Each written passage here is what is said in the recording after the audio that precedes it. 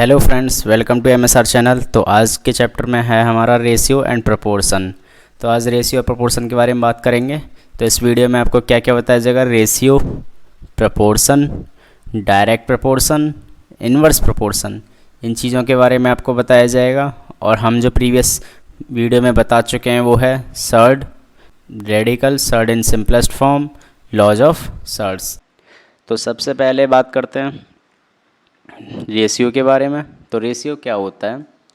The ratio of two quantities of same kind and in the same unit is the fraction that one quantity of the other.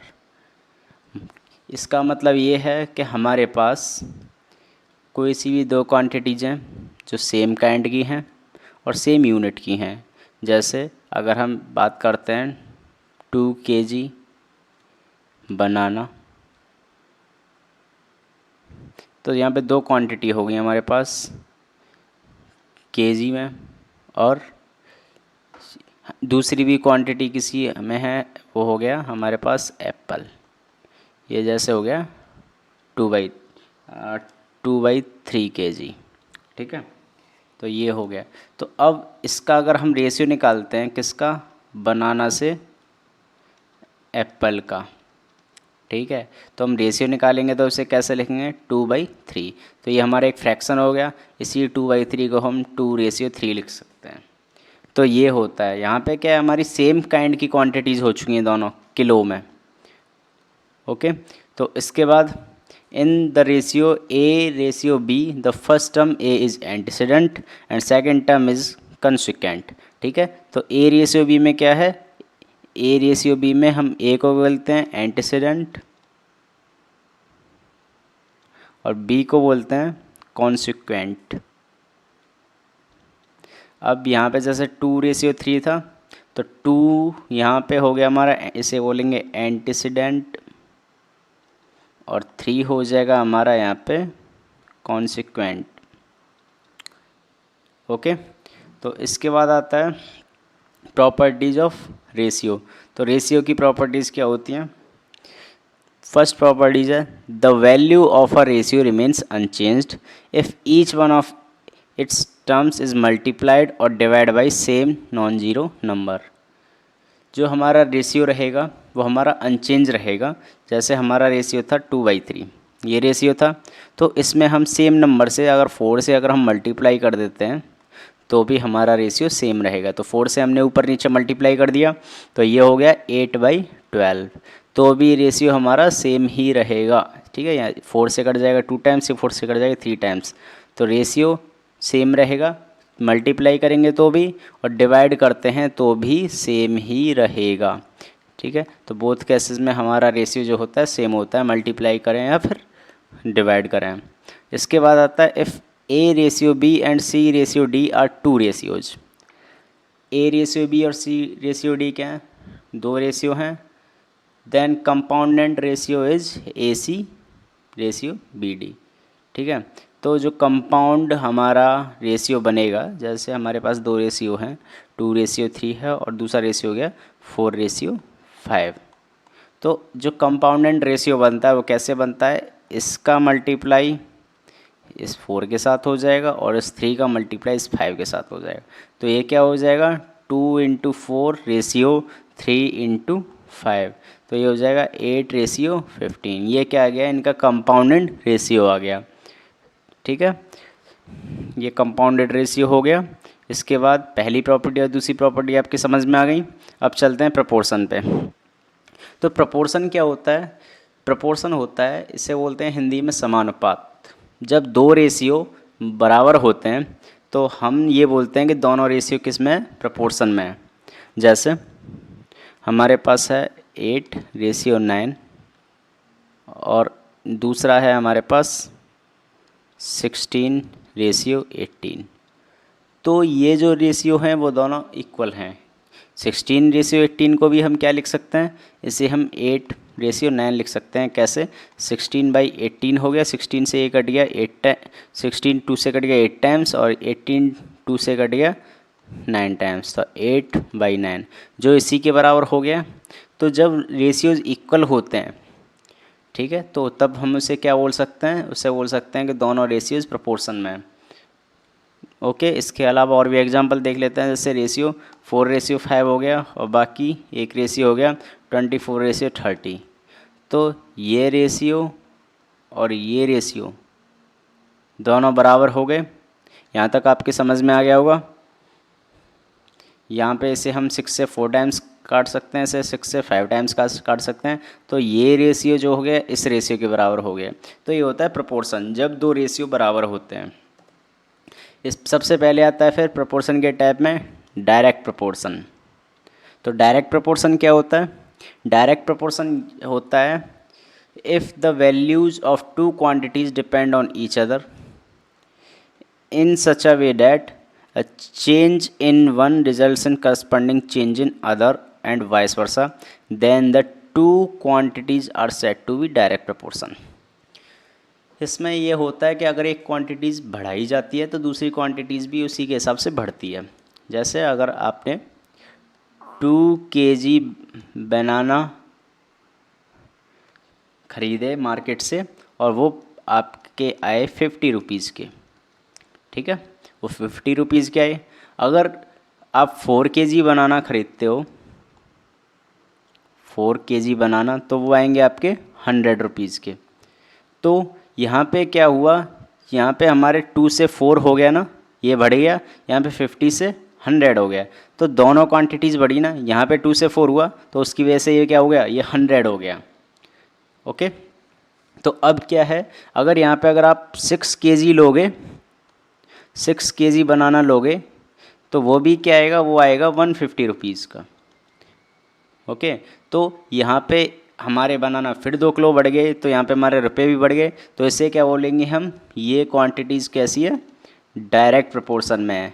कैसे, जब एक quantity बढ़ती है तो दूसरी quantity बढ़ेगी। ओके, तो ये क्या हो गया, इसे लिख सकते हैं हम, जब 2 kg बनाना आ रहे थे 50 रुपीज़ में, अब आ रहे हैं 4 kg बनाना 100 रुपीज़ के। ऐसे इसे ऐसे भी लिख सकते हैं, सेम, ये सेम क्वांटिटीज हो जाएंगी। तो 2 का हो गया हमारे पास 50 और 4 का हो गया 100। तो ये हो गया आपका रेशियो, वो प्रोपोर्शन, ये हो गया हमारा डायरेक्ट प्रोपोर्शन। ओके, जब एक क्वांटिटी बढ़ती है तो इसे ऐसे लिख सकते हैं 2/4 इज इक्वल टू 50/100। तो देखो ये दोनों इक्वल हो गए, ये हो गया डायरेक्ट प्रोपोर्शन। तो आपको डायरेक्ट प्रोपोर्शन समझ में आ गया होगा। इसके बाद ये एग्जांपल है डायरेक्ट प्रोपोर्शन का। The variable x varies directly as y and x is equal to 80 and when y is 160, what is y when x is 64? तो इसमें क्या है, हमारा जो x बढ़ रहा है तो उसी हिसाब से y बढ़ रहा है। ये बोल रहा है कि x वराइज डायरेक्टली, इसका मतलब होता है अगर ये बढ़ेगा तो ये भी बढ़ेगा। ओके, तो ये होता क्या है, यहाँ पे x हमारा क्या है, x यहाँ पे लिख लेते हैं y। तो x हमारा 80 है। ओके, और ये y कितना है फिर 160 है। तो x कितना होगा 64। तो हमको क्या बताना है, हमको यहाँ पे y बताना है। तो जो डायरेक्ट प्रोपोर्शन होता है, डायरेक्ट प्रोपोर्शन, तो इसमें क्या है, इसमें आप देखोगे ये चलता है ऐसे, ठीक है, ऐसे रेशियो लिया जाता है, ऐसे एरो बनाओगे उससे आपको समझने में आसानी होगी। तो 80 से वो 64 हो गया, तो 160 से कितना होगा ये निकालने के लिए, मतलब ये टर्न हुआ 80 से 64 में और ये 160 से कितना टर्न हुआ, तो इसके लिए क्या हो जाएगा 80/64 इज इक्वल टू 160। अगर इसे हम x मान लेते हैं तो 160/x। ओके, यहाँ पे कर देंगे हम क्रॉस मल्टीप्लाई। तो क्रॉस मल्टीप्लाई, तो यहाँ से ये हो जाएगा 80 into x is equal to 160 into 64। तो 80 से ये 2 टाइम्स कैंसिल हो गया, x इज इक्वल टू ये हो जाएगा 64 इंटू 2 इज इक्वल टू 128। तो ये आपको समझ में आ गया होगा ये एग्जांपल कैसे सॉल्व किया, डायरेक्टली हुआ। देखो यहाँ पे 80 का 2 टाइम्स था 160, तो 64 का 2 टाइम्स हो जाएगा 128। तो जिस हिसाब से अगर यहाँ पे x वाली क्वांटिटी घट रही है तो y भी घटेगी, x वाली बढ़ रही है तो y भी बढ़ेगी। ओके, और इसमें जैसे केले वाला एग्जाम्पल था, पहले 2 kg थे, वहाँ पे वो हो गए 50 kg, यहाँ पे ये 4 kg थे और ये हो जाएंगे फिर 100। तो एरो से देखो, एरो क्या डिनोट करता है कि ये 2 से 4 में टर्न हुआ और ये 50 से 100 में, तो रेशियो हो जाएगा 2/4 50/100। तो ये चीज़ आपको सॉल्व करने में क्वेश्चंस को हेल्प करेगी ये रेशियो वाला। ओके, ये डायरेक्ट प्रोपोर्शन में होता है। इसके बाद आते हैं इनवर्स प्रोपोर्शन, जो प्रोपोर्शन का दूसरा टाइप है। The two quantities may vary in such a way that if one increases the other decreases and vice versa, then the two qualities are said to be inverse proportion. तो इसमें क्या होता है, हमारे पास direct में तो एक क्वांटिटी बढ़ रही थी तो दूसरी भी बढ़ती थी, लेकिन इनवर्स में ऐसा नहीं होता। तो इसके लिए एग्जांपल लेते हैं इनवर्स प्रोपोर्शन के लिए। इसी काम को 10 दिन में करते हैं। ओके, किसी काम को 10 दिन में करते हैं, जैसे हो गया दीवार बनाते हैं, 5 पीपल एक दीवार को 10 दिन बनाते हैं। तो अगर यहाँ पे 6 पीपल हो जाएंगे तो क्या होगा, यहाँ पे 10 से दिन लगेंगे या 10 से ज़्यादा लेंगे, 10 से कम लेंगे, 10 से कम लेंगे। एक्चुअली में कम ही लेंगे, क्योंकि ज़्यादा आदमी काम कर रहे हैं तो वो काम जल्दी होगा ना। ठीक है, तो यहाँ पे क्या हो जाएगा 5/6, तो ये रिवर्स हो जाएगा, इसका उल्टा हो जाता है। ये फिर इनवर्स से मतलब पता ही चल रहा है, इनवर्स का मतलब क्या होता है, उल्टा। ठीक है, रिवर्स। तो कैसा प्रोपोर्शन है ये, उल्टा समानुपात है ये। तो यहाँ पे क्या हो जाएगा, अगर यहाँ पे 4 पीपल हो जाएं, 4 पीपल हो जाएं तो ये बढ़ेगा ना। ठीक है, तो ये बढ़ जाएगा, ये फिर ज़्यादा दिन लेगा। कम इंसान होंगे तो क्या होगा, ज़्यादा काम करना पड़ेगा। तो यहाँ पे हमारा प्रोपोर्शन क्या होता है, हमारा प्रोपोर्शन होता है कि ये उल्टा काम करता है। ओके, तो इसके लिए अब इसका रेशियो क्या होगा, 5/6 इज इक्वल टू, अब ये उल्टा लिखा जाएगा, x ऊपर आएगा और 10 नीचे आएगा। तो जब ऐसा होगा तो यहाँ पे हो जाएगा क्रॉस मल्टीप्लाई। तो क्रॉस मल्टीप्लाई पे क्या होगा, 5 × 10 इज इक्वल टू 6 × x। तो 6 से डिवाइड करेंगे, 5 × 10/6 इज इक्वल टू x, ये 3 टाइम्स, ये 5 टाइम्स, तो x 25 3। तो जो 6 इंसान हैं उनको कितना टाइम लगेगा उस काम को करने में, 25/3 डेज, अबाउट 8 डेज 8 आवर्स। ठीक है, तो इतना टाइम उनको सॉल्व ये काम पूरा करने में लगेगा। ओके, तो आपकी ये समझ में आ गया होगा कि ये इनवर्स प्रोपोर्शन कैसे काम करता है। इनवर्स प्रोपोर्शन में क्या होता है, ए और बी हैं, तो अगर ए बढ़ेगा तो बी घटेगा, बी बढ़ेगा तो ए घटेगा। तो इसमें क्या होता है, इसमें एक इंक्रीज होगी तो दूसरी वाली क्या होती है, वो डिक्रीज होती है। ओके, इसका मतलब होता है इन्वर्सली वराइज होना, मतलब इन्वर्सली चेंज होना। ओके, तो आपकी ये समझ में आ गया होगा। इसके बाद चलते हैं, if x varies inversely as y. तो एक्स वाई के हिसाब से इन्वर्सली वराई करता है, मतलब इन्वर्स प्रोपोर्शन में है, और y बराबर 60 when x is equal to 15। Actually में यहाँ पे एक मिस्टेक हुई है, वो 1.5 है। ओके, तो x is equal to 1.5, find x when y is equal to 4.5। तो यहाँ पे हमको x निकालना है और ये 4.5 है। तो क्या करेंगे, यहाँ पे x और y हो ऐसे लिख लेंगे। जब y 60 है तो 1.5 हो गया हमारा x। ओके, तो अगर y 4.5 है तो हमारा x की वैल्यू क्या होगी, ये निकालना है यहाँ पे। ओके, तो जब ये निकालना है तो देखो ये ऐसे वराई करेगा, ये इधर जाएगा और ये एरो उल्टा हो जाएगा, अपोजिट डायरेक्शन में हो जाएंगे, ये बढ़ रहा है तो ये घट रहा है। ओके, तो इसे लिखेंगे 15/x is equal to, actually 1.5/x is equal to 60/4.5, ये हो जाएगा। तो अब इसे सॉल्व करेंगे तो क्या हो जाएगा, क्रॉस मल्टीप्लाई करेंगे तो cross multiply 1.5 into 4.5 is equal to 60 into x. Okay, तो ये 60 इंटू एक्स हो जाएगा।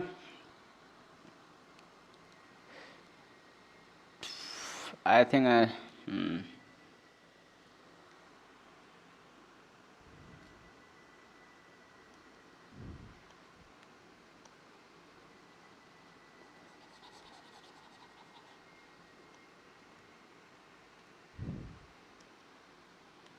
तो ये क्या हो जाएगा, ये 4.5 हमारा ऊपर आएगा और 60 नीचे आएगा, और यहाँ पे कर देंगे हम क्रॉस मल्टीप्लाई। तो ये क्रॉस मल्टीप्लाई हो जाएगा, तो इसके बाद हमें रिजल्ट क्या मिलेगा, 1.5 का मल्टीप्लाई 60 के साथ और 4.5 का मल्टीप्लाई x के साथ, तो दोनों बराबर होंगे। तो इसे सॉल्व करेंगे तो क्या आएगा, x is equal to 1.5 into 60 upon 4.5। तो इससे ये 3 टाइम्स हो जाएगा और 3 से ये हो जाएगा 20 टाइम्स। तो x की वैल्यू कितनी आ जाएगी यहाँ पे 20। तो जब x 1.5 है तो y 60 और x बढ़ा तो y घट गया। तो देखो यहाँ पे क्वांटिटी कम है तो ये ज़्यादा है, यहाँ पे ये ज़्यादा हुई तो ये कम है। तो ये इनवर्स प्रोपोर्शन ऐसे काम करता है। ओके, इसके बाद चलते हैं इसके नोट पे। तो होता क्या है, इन प्रोपोर्शन जो हमारा प्रोपोर्शन होता है a b proportion c ratio d, ये है। तो इसमें क्या होता है, इसको बोलते हैं हम एक्सट्रीम। क्या बोलते हैं इसको, एक्सट्रीम। एक्सट्रीम पोजीशन की वैल्यू होती हैं, और ये होते हैं हमारे ये वाले मीन, ये मीन्स की वैल्यू होती है। ठीक है, तो मीन्स की वैल्यू तो होता क्या है, जब हम इस प्रोपोर्शन में होगा कोई तो a इंटू डी कर लेंगे, एक्सट्रीम की value is equal to b into c कर लेंगे, ये आ जाएगा हमारा। ओके, जैसे अगर 2:3 और यहाँ पे हमारे पास 16:24, तो इन दोनों का मल्टीप्लाई इज इक्वल टू इन दोनों का मल्टीप्लाई होगा। तो आप यहाँ चेक कर सकते हैं, तो वो क्या होगा 24 इंटू 2 ये क्या होता है 48 होता है, और यहाँ पर 3 इंटू 16 वो क्या होता है 48 होता है। तो दोनों केस में बराबर हो गए ना। तो आपको ये फॉर्मूला याद रखना पड़ेगा, काफ़ी जगह ये काम भी आता है और इसका यूज़ भी है। ठीक है, इसका यूज़ भी है। ओके, अब इसके बाद चलते हैं x is third proportional to a b. तो हमारे पास क्या है, एक a है एक b है और एक तीसरा प्रोपोर्शन है x। अगर यहाँ पे ए बी सी डी है तो इसे बोलते हैं first second proportion, third proportion, fourth proportion. लेकिन यहाँ पे सिर्फ 3 प्रोपोर्शन है, ए बी सी, डी नहीं है, तो यहाँ पे उसे x नाम दिया है। तो ए बी एक्स 3 प्रोपोर्शन में, तो इसे कैसे लिखेंगे, इसे लिखेंगे हम a ratio b proportion b ratio x। जैसे हमारे पास 2:3 है। ओके, और इसके बाद क्या है, हमारे पास यहाँ पे दे दिया कोई भी एक प्रोपोर्शन हो गया, जैसे 4 हो गया, तो इसे कैसे लिखेंगे 2:3 प्रपोर्शन 3:4, इस टाइप से इसे लिखा जाएगा। ओके, तो यहाँ पे ये हो जाएगा, ये हमारा फर्स्ट प्रोपोर्शन, सेकंड पोर्शन, और सेकंड प्रोपोर्शन उसका रेशियो का फर्स्ट हो जाएगा और ये हो जाएगा सेकंड। तो थर्ड प्रोपोर्शन में क्या होता है, ये हो जाता है। Okay, I think you got this. Okay, इसके बाद चलते हैं एग्जाम्पल पे। The fourth proportional of 6, 11 and 12। तो इस टाइप के क्वेश्चंस के लिए क्या है, इसे प्रोपोर्शन के फॉर्मूले में लिख लेंगे। 12 फोर्थ प्रोपोर्शन हमने मान लिया x, क्या मान लिया x, तो ये फार्मूला लग जाएगा बाहर वालों का गुणा एक्सट्रीम पोजीशन पे जो थे उनका गुणा is equal to mean position पे थे उनका गुणा। तो क्या हो जाएगा 6 into x is equal to 11 into 12, ये हो जाएगा। तो x is equal to 11 into 12 upon 6, 6 से हो गया 2 टाइम्स, ये आ गया 22। तो x की वैल्यू क्या आ गई, ये आ गई हमारी 22। Okay, in a camp there is in a flour for 300 persons for 42 days. तो एक कैंप में 300 व्यक्तियों के लिए 42 दिन का आटा है, फ्लोर होता है आटा। ठीक है, how long will the floor last if 20 more persons join the camp. तो अगर क्या होगा 20 पर्सन ज़्यादा आ गए। पहले क्या थे, पहले 300 थे, 300 में हमारे 20 और जुड़ गए तो कितने आ गए 320। तो हमारा प्रपोर्शन क्या हो जाएगा, देखो पहले 300 थे तो 42 दिन चल रहा था, ओके। अब क्या है, अब 320 हो गए, 20% ज़्यादा आ गए ना, तो अब वो 42 से कम चलेगा ना, जल्दी ख़त्म हो जाएगा। तो इसलिए कैसा अनुपात हो गया, ये हो गया उल्टा समानुपात, इनवर्स प्रपोर्शन। ठीक है, इनवर्स प्रपोर्शन क्या होता है, जब एक चीज़ बढ़ेगी, जैसे यहाँ पे 300 थे, 42 दिन था, तो ये बढ़ गया तो ये कम जल्दी ख़त्म हो जाएगा ना, ओके। तो जल्दी ख़त्म हो जाएगा, तो ये सपोज़ x दिन में ख़त्म हो रहा है, तो ये बढ़ रहा है तो ये घटेगा, उल्टा समानुपात हो जाएगा। तो क्या हो जाएगा 300/320 इज इक्वल टू x/42, ये हो गया। तो इन दोनों का मल्टीप्लाई और इन दोनों का मल्टीप्लाई हो जाएगा। तो क्या करेंगे 300 into 42 is equal to 320 into x.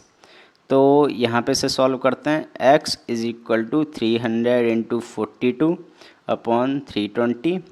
तो 0 से ये 0 कट गई, इसके बाद 2 से ये 16 टाइम्स और 2 से 15 टाइम्स, ओके। इसके बाद 2 से ये 8 टाइम्स, ये 2 से 21 टाइम्स। तो ये हो जाएगा 51 इंटू 21/8, ओके।